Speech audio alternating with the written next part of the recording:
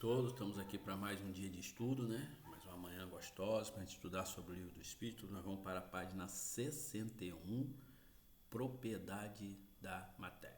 Vamos fazer nossa oração para a gente começar esse estudo, ok?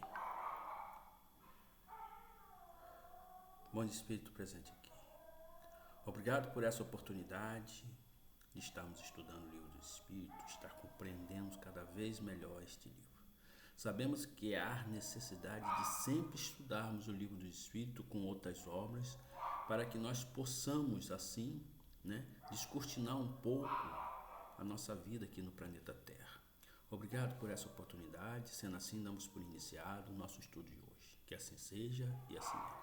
Então, meu irmão, vamos aqui para a pergunta número 29, que nos pergunta o seguinte: a ponderabilidade é um atributo essencial da matéria? Primeiro nós precisamos entender o que é ponderabilidade, né? Ponderabilidade, gente, é uma capacidade que se tem de se modificar, é uma habilidade, né? Que isso ocorre, né? Então eles nos respondem assim: da matéria como já entendei, sim. Não, porém, da matéria considerada como fluido universal. A matéria etérea e sutil que constitui esse fluido vos é imponderável. Nem por isso, entretanto, deixe de ser o princípio da vossa matéria pesada. O que ele quis dizer aqui? Que a ponderabilidade, a habilidade de se modificar, da gente poder mexer e criar, ela subentende como a nossa matéria aqui, onde a gente pega, faz a borracha daquele líquido, o látex, que é daquela madeira da seringueira, a gente consegue fazer ferro, consegue fazer um monte de coisa com as propriedades que existe aqui. Porém, o fluido universal, que é o que nos constitui a nossa matéria desse lado aqui, ela para nós é imponderável como a gente imagina, porque ela se transforma através do pensamento. Então, quando você tem essa qualidade de ser um médio de efeito físico, junto com a espiritualidade, que eles vão manusear, que eles vão poder fazer o manuseio, com a capacidade de criar algo com esse fluido cósmico universal. Porém, nós aqui no plano físico não conseguimos fazer do jeito que nós pensamos. Por exemplo, eu não posso imaginar aqui agora um carro e querer que esse carro se transforme aqui agora para a gente.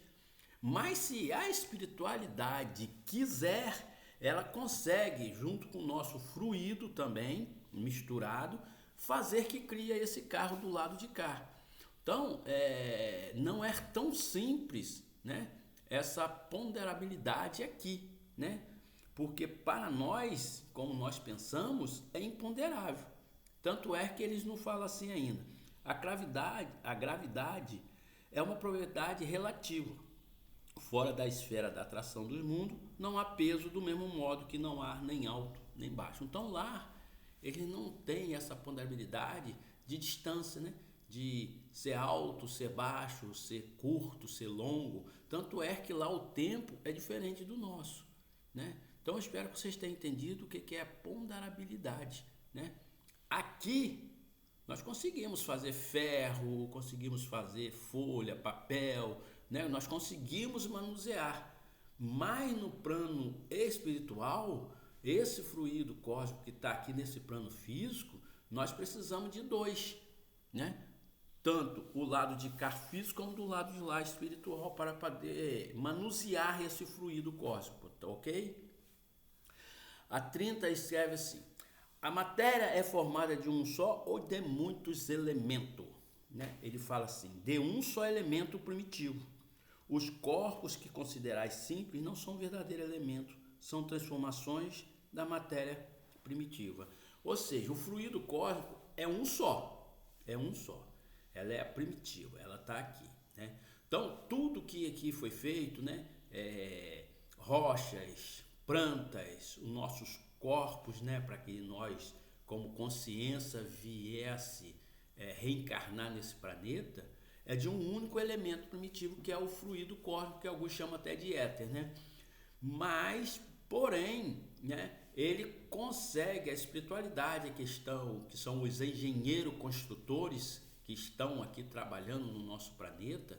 Eles manuseiam o azoto, hidrogênio, oxigênio, através do quê? Das moléculas. Eles vão juntando as moléculas.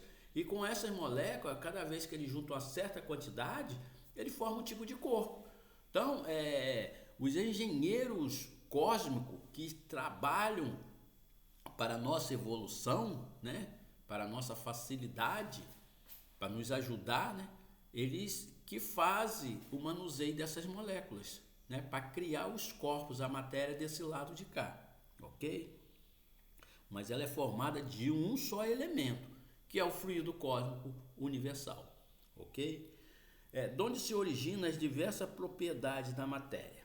Aí eles falam assim: são modificações que as moléculas elementares sofrem por efeito da união em certas circunstâncias, né? Ou seja, na verdade tudo começou através do átomo, né? Então átomos, elétrons, prótons e nêutrons. E através disso, né, colocando as moléculas de acordo, né, um pouquinho mais, um pouquinho menos, né? Por isso que existe, né, a tabela periódica, né? Existe a tabela periódica, o nosso DNA, se você for reparar, são moléculas, né? Então a gente precisa entender que essas moléculas são agrupadas de acordo com a necessidade do que vai se formar desse lado de cá, ok? A 32 nos pergunta assim a pergunta: de acordo com o que vides de dizer, os sabores, os odores, as cores, o som, as qualidades venenosas ou salutares dos corpos não passam de modificações de uma única substância primitiva? Aí ele responde: sem dúvida, e que só existe devido à disposição dos órgãos destinados a percebê-las. Aí ainda não responde assim: a demonstração deste princípio se encontra no fato de que nem todos percebemos a qualidade dos corpos do mesmo modo. Enquanto que uma coisa agrada ao gosto de um, para o outro é detestável. O que um vê azul, outros veem vermelho. O que para uns é veneno, para outro é inofensivo ou salutar, né? Então, para que nós possamos perceber, né, a disposição sobre, né, o odor, o sabor, essas coisas, né? Temos que ter órgãos de acordo, né? Por isso que aquele milagre do vinho que Jesus fez, né? Ele movimentou ali as moléculas e essas moléculas deram o sabor do vinho, né? Deram o sabor. Ele não chegou ali e fez algo extraordinário. Só que Jesus sabia manusear o fluido cósmico universal. E ele, com o seu poder, né, com o seu magnetismo, por ser o conhecedor de como se manuseia essas moléculas, ele pegou aquela água, né, e deu o cheiro, o odor, e deu o gosto do vinho.